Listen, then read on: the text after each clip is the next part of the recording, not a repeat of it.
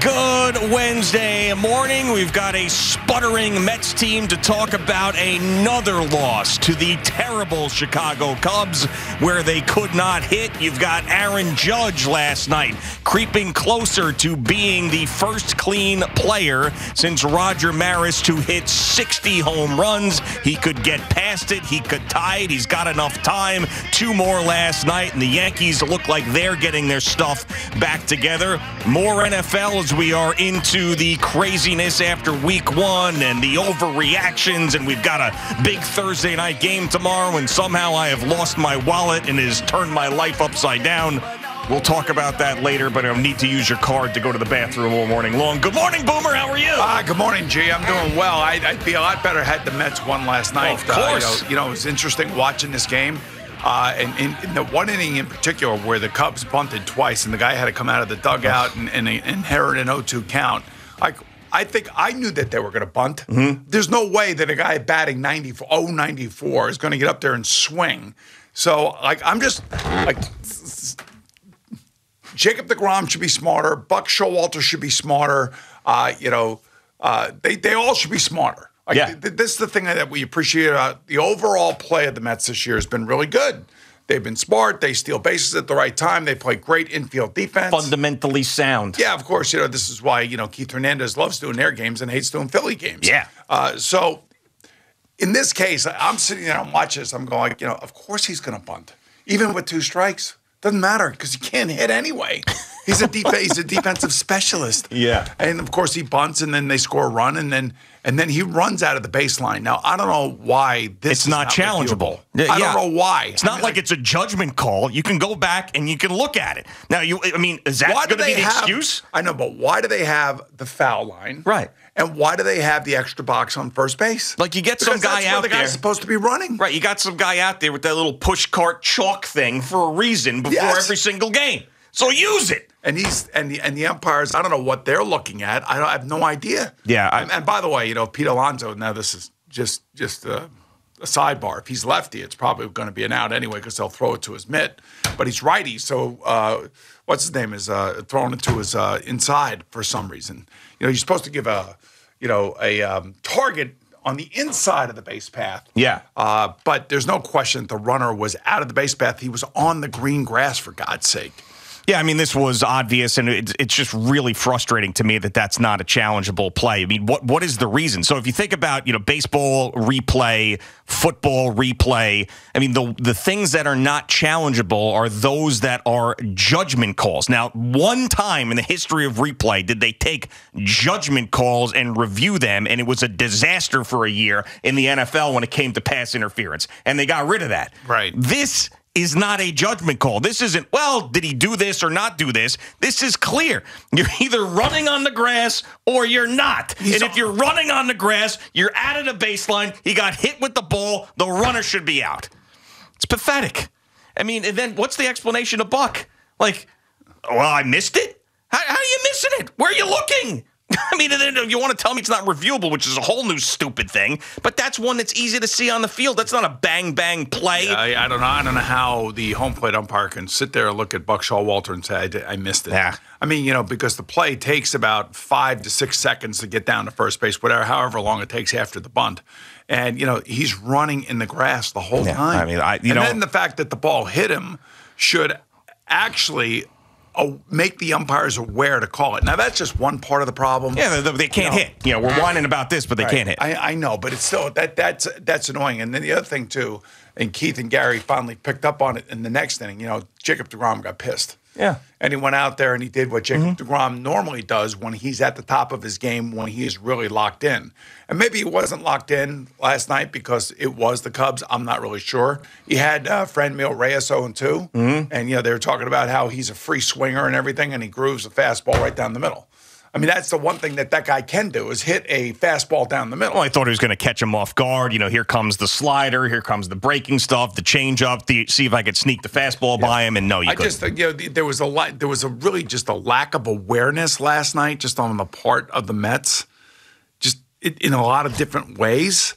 And it does get frustrating when they're losing, but you have to take the totality of the entire season. And they're not playing great, and they're losing to bad teams, and maybe they got to win tonight. They have to win. Well, ultimately, it's going to come down to this series. Well, you know what? It's going to come down to this series in Atlanta. You watch; they'll go down there and they'll win 2 out of 3 there, and then they'll come home and lose 2 out of 3 to the Washington Nationals. Yeah, and I don't know what it is about these bad teams that they have struggled with. This is now 2 series they have lost to 2 of the worst teams in the league, the Nationals and the Cubs, and they have lost a game to the Pirates the first game of that series, lost a game to the Marlins the Friday night, the first game of that series. There's been too many of them. And by the way, let me just say one thing.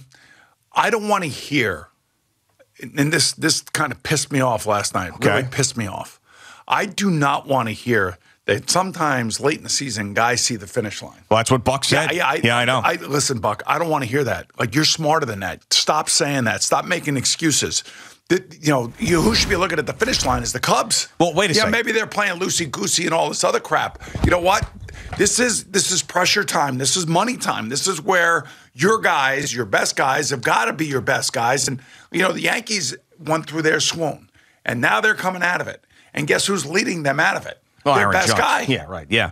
I mean, I took that more last night as that was his diagnosis of maybe that's what's going on. Hold on. And it was unacceptable to him, and he was going to fix it. Like, that's what I thought. I didn't think he was making an excuse. I don't want to hear it. Here's my explanation. That's not going to be good enough, and we got to make sure that we're not doing that. I don't want to hear it. Yeah. I don't want to hear that Lindor's tired. I don't want to hear that Pete's tired. Well, yeah. What I want to hear is why does your DH suck? Yeah. That's what I want to hear. That's a question for Billy Epler. And what are you going to do if like an Escobar is hot or a Canna is hot? And I know that Marte's not in the lineup, but why don't you move them up in the lineup? Well, these DHs, the Vogelback and Ruff, are just nothing players at this point, and I've seen enough. Now, I know Buck wants to say, even said it about Ruff, like, the entirety of his career, we have to look at that, not just what he's done here because it's been a struggle. But come on. Both of these guys are just, it's a wasteland. It's a Grand Canyon. 50 strikeouts it's between the awful. two of them. So put Vientos in there. Bring Dom Smith back up. I don't even know what the hell he's doing, but I know he can hit in the majors sometimes. It's not good enough. Those guys should not. You're in a race. You're a half game up on the Braves. These games matter. When you trot those guys out there, you're not giving your lineup a chance. These 2 guys, by the way, basically replaced Dom Smith. Yep. And the guy they traded, JD Davis. So they're getting exactly what they were getting before, which is worse.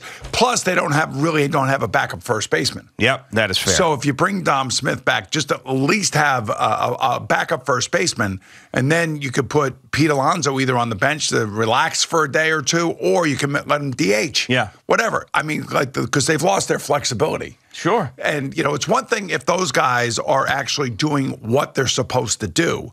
Now, I will say this about Vogelback. He hurt his hamstring, and he hasn't been the same since. We all kind of know that, and we kind of have fun with him because of his size and all this other stuff. He's going to eat himself right out of the league. And, quite frankly, I'm not saying that a rookie is going to be the answer. I don't necessarily know that would be the case. I don't know about Vientos. Nobody does. Yeah, but I've seen enough of these guys, and I need to see something different. But I really do. But I also understand that one of the reasons why we wanted Buck Showalter as the manager, and I still do, and I don't like explanations. I don't want to hear about seeing the finish line. Bull crap. A finish line, my ass. You got to, is Francisco Lindor's, and I'm not saying that Francisco said any of this stuff, but I'll say Pete Alonso's agent, Jeff McNeil's agent, Brandon Nimmo's agent, Francisco Lindor's agent is going to go in there and say, hey, my client deserves $30 million a year, but he's only going to play 130 games because, the last 32 games, the finish line. I don't want to hear that crap. Yeah. You're getting paid a lot of money. You got a fan base that's really supporting the hell out of you. Now is not the time to be trying to figure out excuses. Now is the time about, it's unacceptable. We're going to have a meeting tomorrow. We're going to do whatever we need to do, and we're going to get the thing straightened out. The one thing I will say is that you saw Jacob deGrom take it up a notch after he gave up those 3 runs. He took it up a notch, and all of a sudden, nobody could hit him. And that's what the Mets themselves have to do. They have to take it up a notch, especially offensively. And then Buck has got to figure out what to do with this dead DH situation. Yeah, I mean, that has to, and I know that he's giving these guys every opportunity because they're major leaguers and they traded for him and they look at the stats and they look at the numbers, but enough is enough. When you're not scoring runs and you're getting that type of production from both of those guys, you have to do something different. And the quote from Lindor over the weekend was, a lot of us have hit the wall. I mean, he just came out and said that. A lot of us have hit the wall. I don't want to hear that. I don't want to hear anybody hitting the wall. You know, last year you hit the wall. The Braves are saying that they hit the wall? They're not saying that. Are the Yankees saying it? No, and even when they went through their terrible the Yankees stretch. went through all their stretch because never said injuries. They hit the wall. No, but it was because of injuries. I don't think Luis Guillorme has hit the wall. I mean, he just had 10 days off. Right, well, yeah. Or a month off, I should say. He's been out for a while. Yeah, I mean, I didn't like to hear that at all. I mean, that to me is alarming. Come on, guys, let's go. Let's wake up. We're in a pennant race. Yeah, and I was talking to we all have crazed fans in our lives that are our friends, and I'm talking to a Mets fan friend yesterday, and he's like, you're just so negative about it. You know what? This isn't negative and positivity. What this is expectation now and reality. I'm holding this team to a higher standard than I have held most Mets teams in my lifetime, and losing to the Cubs twice, losing to the Nationals twice, getting beat at any point by the Pittsburgh Pirates is unacceptable for this team this year in this division that's getting chased down by the defending world champion. So it's not negativity, it's reality. And I do believe in them, and I do think they're going to be okay. But when they're not, it pisses me off because I know they're better than that. So it's not, I'm so tired of people saying it's negative, be more positive. No, you're watching these games. We're all watching these games. That's bull crap last night. And by the way, you know, the thing that you just said about Lindor saying, I think I hit the wall. Yeah, a lot of us have hit the wall. Yeah. I mean, that's not, that is completely unacceptable. Then pay the money back. Then they're giving you to play 162 games. Exactly. Yeah. I'm sorry, you're supposed to be one of the best players, and you're having a bounce back year. We're all rooting for you and everything else. Don't say it. Please don't say that. Yeah, it's just. Please do not say that. It's alarming. I mean, the fact that he said not just me, but a lot of us.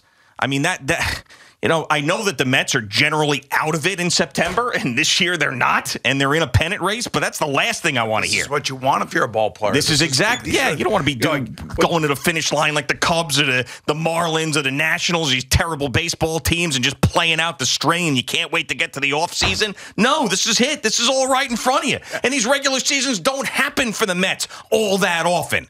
So take advantage of it. Go out there and take the division.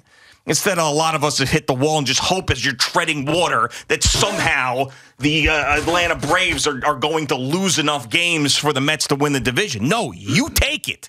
You take it. You know what? I'm telling you, I kind of feel like I know what I want. I know what I want to happen. I don't think it will happen, though, because I think he's too much of a fanboy. But the owner should walk down there.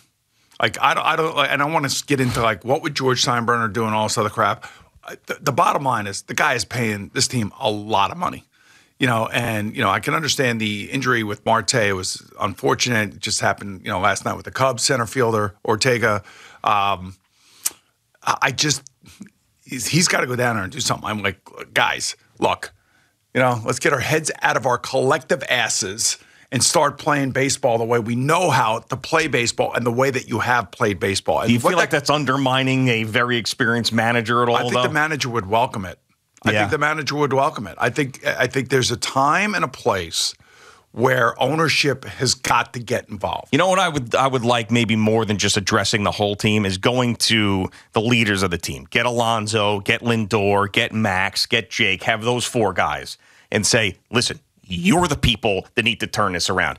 You're getting $43 million a year. You want $50 million a year. We gave you $340 million a year, and you're going to want $300 million a year. Guess what? You're not hitting the wall. There's no more hitting the wall, and it's up to you guys to pull us out of it. Not Ruff, not Vogelback, not Nito, not McKay. You guys, you are the ones that need to pull us out of this. Right, and the other thing, too, is, and here's the thing, like if Lindor is saying that that some guys have hit the wall, whatever. A lot of us. So how do you do it? How do you collectively get over the wall after you've hit it? Well, you got to take care of yourself. Mm-hmm. You really got to take care of yourself. And I know it's hard for guys that play a game like last night. You can't just go back to your apartment and go to bed. Yeah. A lot of guys like to go out. Sure. And they want to go out and have a late dinner. Maybe they want to have a couple cocktails and all that stuff. If you really, truly want your stuff to get right, then I would just say take a page out of TB12's book. Yeah. And look how Tom Brady lives his life and how he is totally like on point and ready to go.